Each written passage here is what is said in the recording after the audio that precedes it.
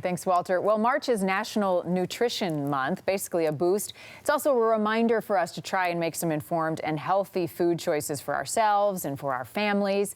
Here are some things to keep in mind, according to the Academy of Nutrition and Dietetics. Eat a variety of healthy foods, so lots of color in your diet. Try and cook more at home using healthier ingredients.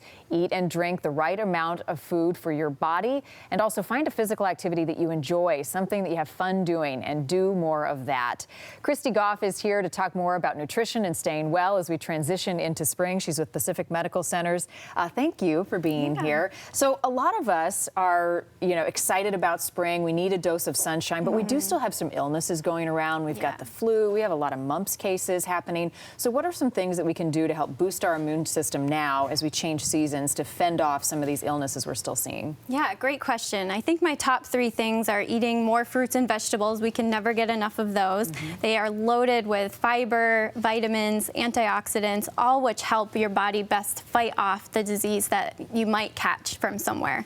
The second one, I always promote eating more cold water fish, so salmon, mackerel, sardines, even sardines are one of them. All right. And those are loaded with a nutrient and fat called omega-3s, and they're very anti-inflammatory, so a better one for prevention. Okay. And they're also, they have vitamin D in them, which has been shown to reduce the duration of some colds and sicknesses. So it's nice to get an extra dose of that when we're not getting too much sunshine That's in our all day. good news, because those are things that are easily accessible for us here in the Pacific Northwest. Let's talk about probiotics for a moment, because that's a term that we're hearing a lot about.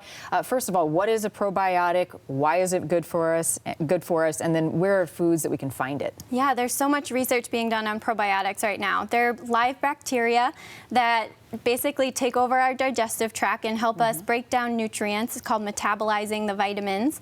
And they also help line the digestive tract to help be that first defense for the immune system. So really, they can pick out things that aren't supposed to be there and get rid of them before you get symptoms. So it's really important to have lots of healthy fiber, because probiotics eat fiber. And then also kind of replenishing your system with probiotics that are found in foods. So the most common one I would say is yogurt. Are you talking about a plain yogurt? Yeah, like a Greek if you yogurt? can handle the plain yogurt. A lot of yogurts have many, many grams of sugar. So if you can do the plain yogurt and put your own fruit in, that's probably the best bet. And then if you are a little more creative and like the sauerkraut or kimchi, that's a great thing to add to as a side dish. And you get some natural probiotics from that as well. Are there any side effects to probiotics that we need to watch out for? Not necessarily in food.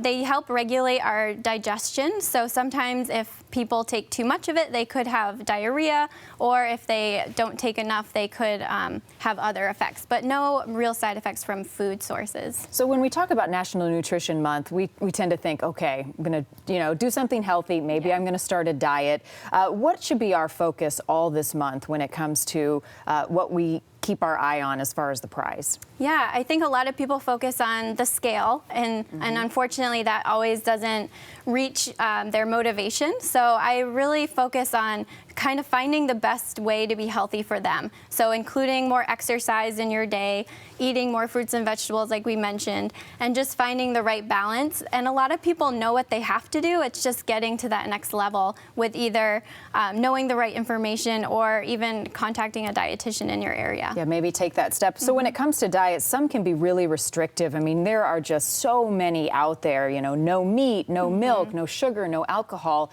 What are some of the pitfalls with a diet that may eliminate certain food groups? Yeah, there can be pitfalls, unfortunately, with a lot of diets because they're really focusing on negative behaviors and removing foods. So I like to flip that and just add new foods. So adding more foods that help lower blood pressure, like foods with lots of potassium. The vegetable family is great for that, or tomatoes. And then adding more whole grains to add more fiber to your diet as opposed to taking them out, for example. That way you might end up filling up on these healthy foods and have less room for the office junk that comes into your workplace or home. Yeah, so resist this temptation, add a lot of variety and color to your diet. It's great information. Thank you for being with us here on National Nutrition Month. I hope you can take some of that advice and maybe incorporate it into your dinner tonight. Christy, appreciate your time. Matt? Yeah, it makes us think twice about what we're